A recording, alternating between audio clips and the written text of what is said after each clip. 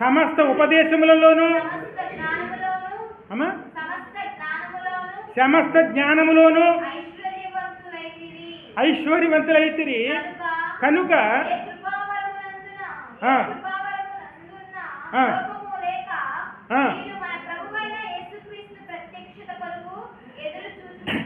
ఎదురు చూచుచున్నారు. మన ప్రభువైన యేసుక్రీస్తు దినమునందు మీరు ఈ మాట అందరూ పలకండి ఒకసారి.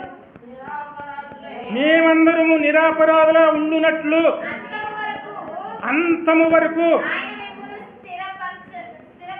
ఆయనే మిమ్మల్ని స్థిరపరుస్తారు. ఎందులో స్థిరపరుస్తారైనా?